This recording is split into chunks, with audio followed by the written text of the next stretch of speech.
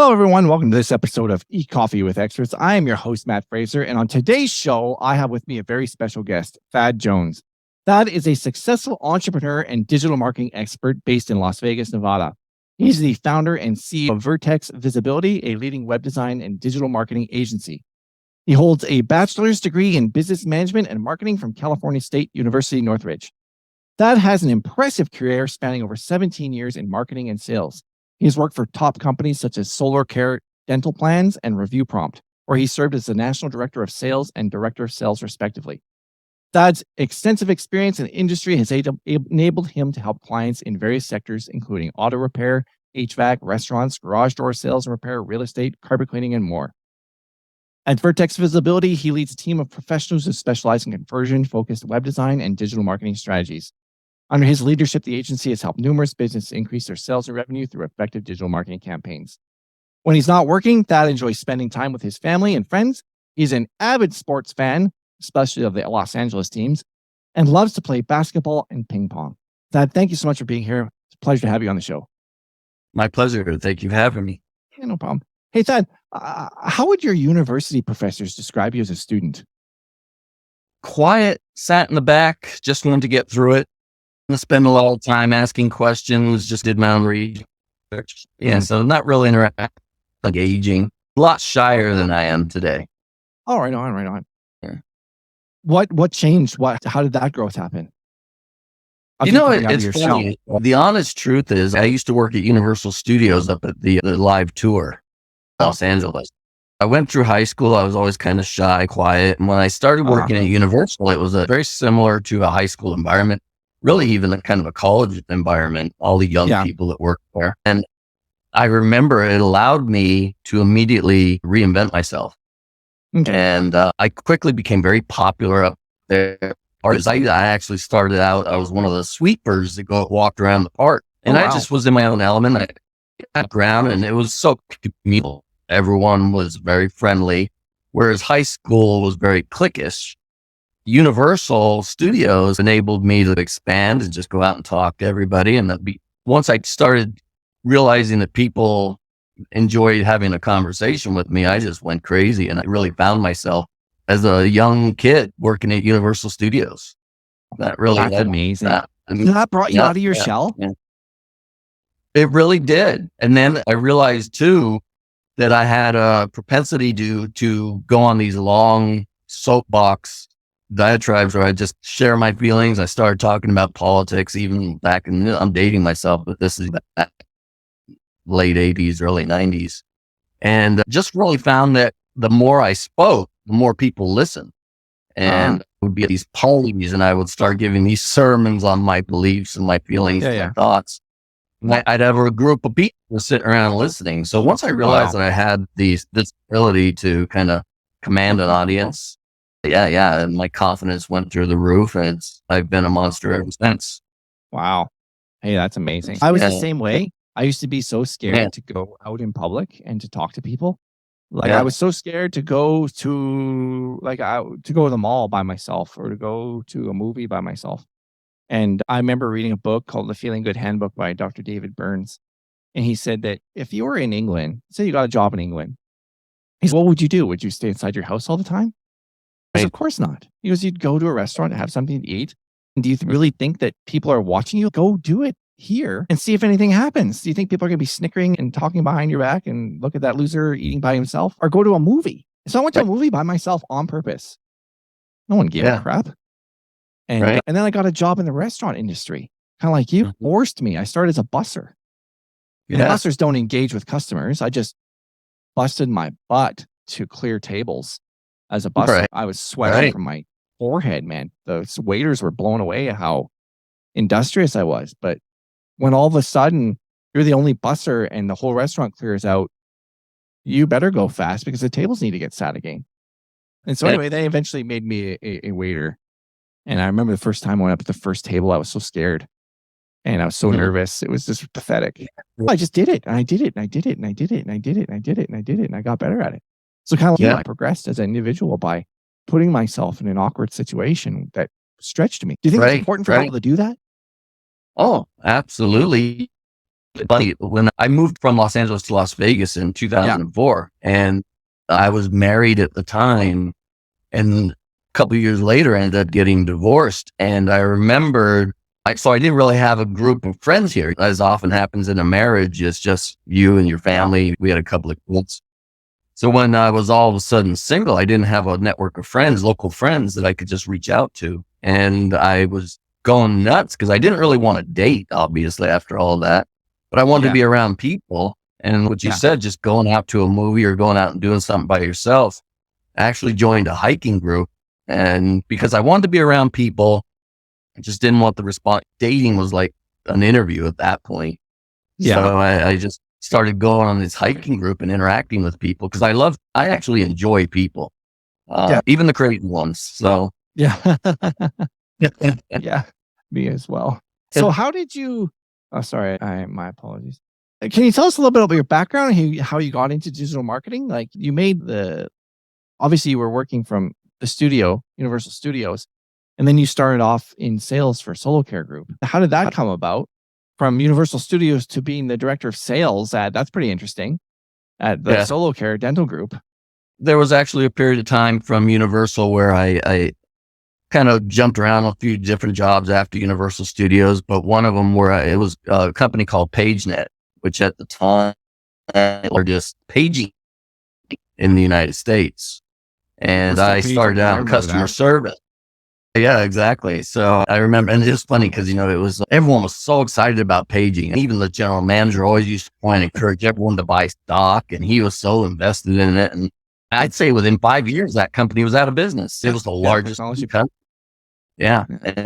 And so I started in customer service there. And because as a customer service rep for the system, I became so knowledgeable of everything PageNet that it made it real easy. And an opening came up for a sales position. And because I was so knowledgeable at that point, it made it a real easy transition to selling the services. And so that was my first kind of foray into sales. And from there, I eventually got married. My ex-wife was a graphic artist, and I saw that she was creating all of these little logos and envelopes and business cards and brochures. And I said, hey, I can sell. Yeah, I can sell that. What are you doing? So in the late 90s, I became a print broker. I started converting her designs and the printing. So instead of just getting the design fee, we were then taking it and I was broking her out the brochures that she was designing and what have you. So that was really when we started our own business. That was in 96. Wow. And we moved to Las Vegas in 04, as I mentioned, and I started my own little magazine. It was a local zip code type magazine where we would sell advertising. And that just became a real challenge to keep that going as a one-person team. The attrition would just knock me down. And so every month I was starting over at me. And at that point, we partnered up with someone who we knew in Los Angeles in a dental marketing business. We both, me and my wife, had 15% of that company. Oh, yeah. And we used to sell dental plans, and it was all online. So that was really my first introduction into the online arena. Oh, yeah. And so we had a whole system, and that's when I started learning a little bit more about not only how it all worked, the internet. I didn't pay a lot of attention to the internet, quite honestly, until about 2006. And from there, really, it just evolved into my inquisitive mind. I want to learn a little bit more about it. Selling it was one thing. And you'll find a lot of my experience. I'm a salesman by trade. I'm really not the technical end of what we do. I have a web developer. I have an SEO specialist. I have my current wife does all of our social media. We have a video production studio here in Las Vegas. Right on. And I'm partnered with someone who's a video production expert, an editor, and all of that. So really my gear is forming these partnerships and basically finding people who can help me do all of the technical things. But at the same time, I've found it important and almost necessary that I've learned just enough about everything that we do to where I can not only sell it, but I can jump in a pinch and execute it. Well, that's awesome. But So from solo care, started getting into the digital marketing aspect, and it was actually from my oldest son, that taught me SEO. And I'm 55 years old, so I consider myself right on the cusp. I was either going to be a traditional dinosaur, or my background is traditionally print marketing. Yeah. So I could have easily been left behind. And luckily my son was very internet savvy and taught me the basics of SEO and how it all worked. We built it from there and started this Vertex in 2018, and I've been doing it ever since. Yeah. Yeah. It's such an exciting world, the world of digital marketing. It's so much fun. To me, it's like a big puzzle. It's a puzzle that you're trying to figure out and put the pieces of the puzzle together in order to get the final outcome of what you want it to do. Exactly. Or putting an engine together. But I might think it's a little more exciting than most people, but yeah, I agree with you. Probably. We probably think I stopped trying to talk to my family and friends about what I do, because they have no idea. Yes. They can't even understand it. They don't even, he builds websites. No, I don't just build websites. Yeah. Yeah. Luckily, my immediate family and most of my friends are actually all involved in this business. So I've been fortunate enough to bounce a lot of things. All of my son's friends, one is a computer programmer. He understands code. My son understands code. And then my wife has taken an interest in it. So we talk a lot of stuff. We all enjoy it. That's awesome. So what was the moment where you decided, hey, I'm going to start Vertex Visibility? Where did that happen in the process of going from? Well, actually, I give that my son, again, being very SEO savvy, started Vertex actually out of his bedroom. And it's the office that I'm in now. He's since moved out. This used to be his bedroom. Him and one of his close friends. Okay. They started this business, and they quickly, I had some money put away, and I saw what they were doing. I was excited about it, and I invested. And being a salesman, I said, hey, let me help you start selling this. And from there, it was one of those progressions where it wasn't really what they ended up thinking it was. And I just started enjoying it so much. I said, if you guys don't want to do it, I'm just going to keep it going. And that's when it actually forced me to kind of learn the intricate side of it, kind of the technical end of it. As a salesman, that wasn't really easy. But so, my son started this company, and I came in rather quickly, and we all worked it together for a couple of years, and eventually they decided to move on to other things. Were there shares distributed? Did you have to buy out your son? I'm just curious if that's what you had to do. No, it was funny. When they were involved, it almost was like a childhood hobby almost. I think they wanted to take it a little further. I was doing some other things at the time, so I committed some resources to it and some time to it. But that was around the time when it hit, and it just changed everything. And during that time, my son actually landed a really incredible job with a company called Boxable, where they build modular homes out here. And he's now the chief technical officer for that company at a young age. I just took the reins and really dived into it. I got rid of all that I was doing and made it an actual full functioning business. And that's where we are today. That's all the credit to them for the company. Yeah, absolutely. So how important is it for a founder of a company or a business owner, an entrepreneur, to learn sales? It's funny. I think it depends on if you're open partnerships. I've always been weird about partnerships within my core business. Sales is obviously an intangible. I've tried hiring salespeople who just never seem to have the same effectiveness that I do. The closure rate is never where I would expect it to be. And so I've had to learn to delegate, because I'm the type that, even though I wasn't a technical person, I've dived in. Now I can design my own WordPress websites. I can set up an SEO. I can even set up PPC, even though I don't like doing it.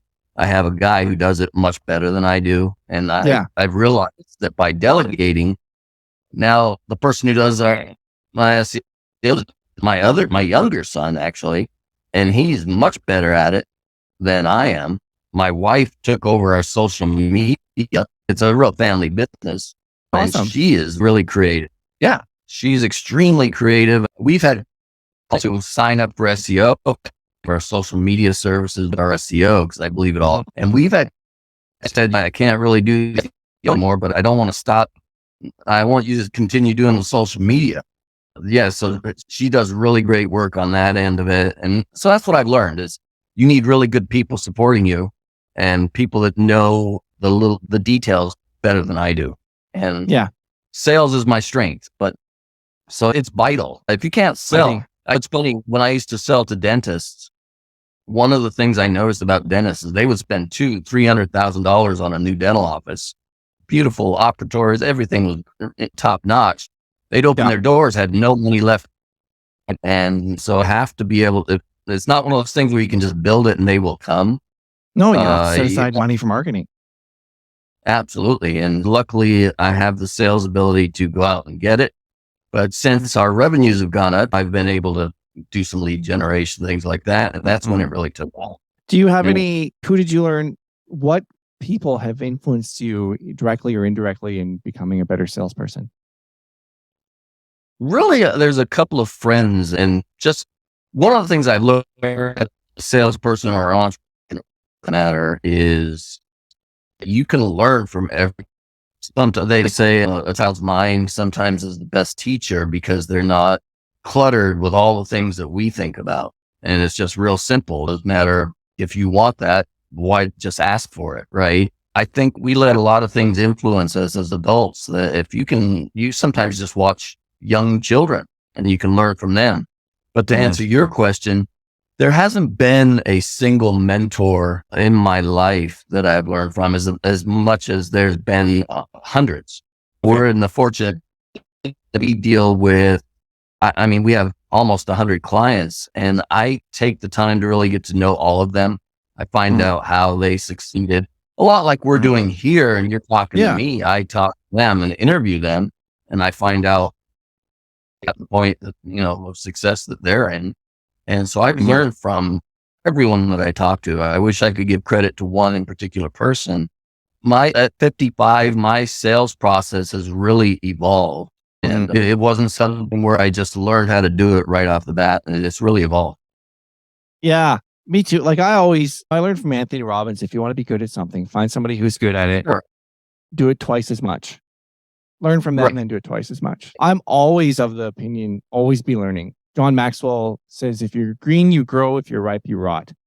So I'm of the mindset that I have this attitude to always be learning. Leaders are learners and learners are earners. Yeah. I always sought out resources. Like I learned Tom Hopkins, his book, Selling for Dummies. Of course, that's a great brand. And then he also How to Master the Art of Selling, that book, phenomenal book. Then he had Sell It Now, Sell It Today, How to Master the Art of the One Call Close. Can you believe that I bought that on clearance on tape cassette? On bloody tape cassette. And listened to I'm probably dating myself. I used to read things by Zig Ziglar, who was a notorious sales expert. You don't hear his name anymore, but you mentioned Tony Robbins, and I find myself, I don't ever buy into a doctrine 100%, but I take little bits and pieces. I've even watched, I've watched Grant Cardone. He was a little more current. I've read Zig Ziglar. I watched Anthony Robbins' presentations. So there was what was it called? Food for the Soul. I can't even remember. I'm dating myself, but I'll be honest. When I was younger and first getting into sales is when I did a lot of that kind of homework, reading.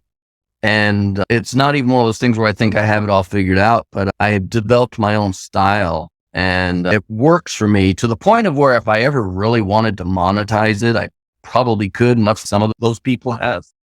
It just really works, but it's not a single influence that created that. It's a little bit of everybody. Yeah, absolutely. Absolutely. What are I'm processing in my brain. What advice would you give to someone who wants to get better at selling and wants to improve and maybe is just starting out? One of the things and I teach this too, is that after every sales pitch that I don't close, and even the ones that I do close, I go back and I look at it. What did I do right? Oftentimes it's gotten to a point now where I'm in the middle of a sales pitch, as we all do. We take a wrong turn. I know instantly I just lost this guy. And so at the end of every sales presentation, I take a look at what I did and I slowly start addition by subtraction. I start eliminating the things where I put my foot in my mouth. So always be learning. You mentioned it earlier. Yeah. And the key though is a lot of they get stuck on a pitch. Problem is that pitch has got to be different for whether you're talking to an AC company or a lawyer, or a roofing company, doctor. So you can't just, you have to be, it's like sports. So sport metaphors, you have to be able to call audible. Absolutely. And really the key to selling, in my opinion, is to know the product inside and out. Know your product knowledge. It really is. Wow. And I found that the more I know about my product and my services, and not only the product and services, but the benefits of them to each individual industry that I'm working with, it allows me to audible and then use anecdotes. And this is why I would do this, but only for your industry. And this is why in your industry, I might try this instead of doing this. And it's a lot of audibles, but the product knowledge. Okay. How do you approach pitching digital marketing services to clients who may not fully understand the value of the services? I put them in my seat or in the seat of a consumer. Okay. I ask them, what is it you're looking? Well, you do a search on Google, or if you're on Facebook and you see an ad, what is it that attracted you to that ad? So I'd learn their habits first as a consumer. And then I explain to them, I go, that's all the people are looking at you. They follow the same patterns and habits. It's funny, when I was in print marketing, one of the things that I used to sell, I was a broker for even Battle Pack and Money Mailer. And I would talk to a lot of men, and the men say, "Oh, I just throw that in the trash." I go, "I'm sure you do, but the wife probably pulls it out and looks through it, right?" And the wife usually makes about 80% of the buying decisions in a household. Yeah. So I try and put it in perspective for people, and then a lot of them I would point that out, and they say, "Yeah, you're right. You're right. My wife does do that." Men, you have to understand, men, when they want when they need a product, they go and they buy it. They don't shop. Yeah. And I'm the same way. Yeah. So I try and paint a portrait of what their shopping habits are and explain to them that's the same shopping habits of the people who are searching for your products and services. And then I dummy down SEO and how it works and how it basically it's about them being everywhere, right? Yeah, absolutely. And that's what SEO comes down to. You're not going to get 100% of everyone who's looking for you, but the key is to be everywhere, including if you want to be in maps, you want to be, if you have the budget for it, you want to do some PPC to be up at the top, you do it. The goal is you want to be on all 3 sections of Google, really, if you can. Give people that more opportunity to click on your ad. Absolutely. The organic section has become increasingly difficult to get onto, just because you're competing with all the big box directory, Yelp. Yeah. Wow. Depending on what industry you're in. Absolutely. Yeah, exactly. So I tell them my goal is to get you on the maps, just because people are looking for local services predominantly, unless it's product based. But that's usually how I'll usually pitch it to them like that. Right on.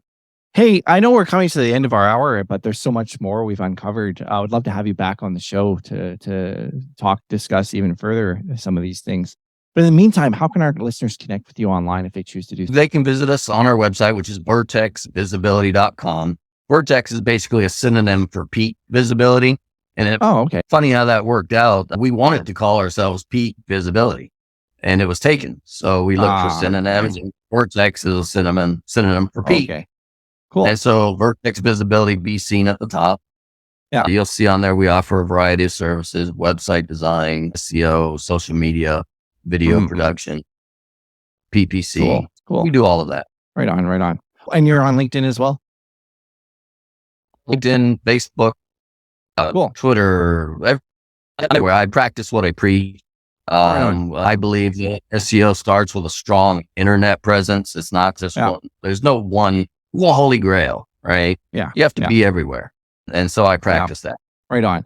We'll make sure to put those links in the show notes and in the YouTube description when it comes online. So thank you so much for being here. It's an absolute pleasure. My pleasure. I enjoyed speaking with you. Right on. Thank you.